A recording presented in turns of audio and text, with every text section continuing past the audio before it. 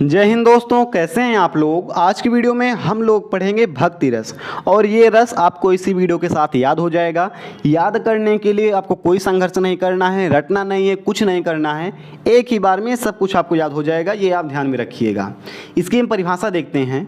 जहाँ पर ईश्वर या इष्ट देव के प्रति प्रेम या श्रद्धा का भाव हृदय में उत्पन्न होता है, वहाँ पर भक्ति रस होता है।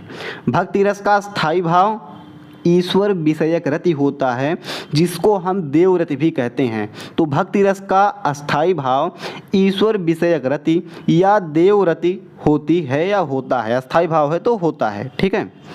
सिंपल सा है, देखिएगा, इसको आप रटेंगे तो भूल जाएंगे। ये समझना है कि जहाँ पर अपने ईश्वर के प्रति प्रेम हो, अपने ईश्वर में कोई ध्यान लगाए, अपनी ईश्वर की, अपने इष्ट देव की कोई आराधना करे या उनकी बड़ाई करे या उनके किसी लक्षण को बताए, वहाँ पर हो जाएगा भक्ति रस, ठीक है। उनके प्रति प्रेम व्यक्त किया जा रहा है तो वहाँ पर भक्ति रस हो जाएगा। इसका आप परिभाषा कैसे भी लिख सकते हैं, ज़रूरी नहीं है कि आप इस पूरे वर्ड बाय वर्ड छाप कर आएँ। आप ऐसा लिख सकते हैं कि जब कोई व्यक्ति ईश्वर में ध्यान लगाता है, उनकी आराधना करता है तथा ईश्वर के प्रेम में मग्न हो जाता है तो वहाँ पर भक्ति रस होता है। ऐसा आप लिख सकते हैं, कोई दिक्कत नहीं है। लेकिन एक चीज़ आपको लिखना पड़ेगा कि भक्ति रस का अस्थाई भाव ईश्वर विषयक रति या देवरति होती है। इस लाइन को आपको लिखना पड़ेगा। जो ये लाइन है, ईश्वर विषयक रति या देवरति होती है, इतना आप लिख देंगे तो मान लीजिए पूरी परिभाषा आपकी एक लाइन से सही मान ली जाएगी। भक्ति रस का अस्थाई भाव ईश्वर विषयक रति या देवरति होती है, ठीक है। अब देखते हैं उदाहरण इसका कि ईश्वर विषयक रति यानी ईश्वर के विषय में प्रेम या ईश्वर से प्रेम इसमें दर्शाया जाता है। उदाहरण है, आपने सुना होगा, ये बहुत ही फेमस भजन है।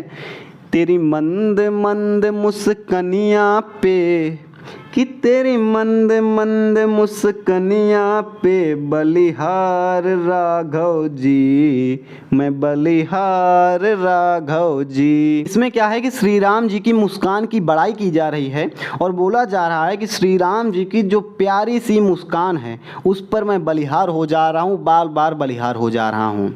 तो क्या किया जा रहा है, उनके मुस्कान का लक्षण बताया जा रहा है और प्रेम से बताया जा रहा है। इतना प्रेम है कि बलिहार हो जा रहे हैं। तो ईश्वर की से इसमें प्रेम दर्शाया गया है, देवरति है या ईश्वर विषयक रति है, इसीलिए यहाँ पर भक्ति रस है। अगर आप इसको देखेंगे स्पष्टीकरण, तो यहाँ पर देखेंगे प्रस्तुत पंक्तियों में भक्त की श्रद्धा भगवान श्री राम के प्रति प्रदर्शित की गई है, अतः यहाँ पर भक्ति रस होगा। या फिर प्रस्तुत पंक्तियों में भक्त का प्रेम श्री राम के प्रति प्रदर्शित किया गया है, अतः यहाँ पर भक्ति रस होगा। जहाँ पर भी किसी भी भक्त का उसके ईश्वर के प्रति प्रेम दर्शाया जाएगा, वहाँ पर भक्ति रस हो जाएगा, ठीक है। फिलहाल आई थिंक आपको समझ में आ गया होगा कि परिभाषा हम कैसे लिखेंगे, उदाहरण क्या है इसका और इसका स्पष्टीकरण कैसा है। तो इस वीडियो में इतना ही था। कैसी लगी आपको ये वीडियो, आप हमें कमेंट करके बताइएगा। हम मिलेंगे इसे किसी नेक्स्ट वीडियो में। जय हिंद।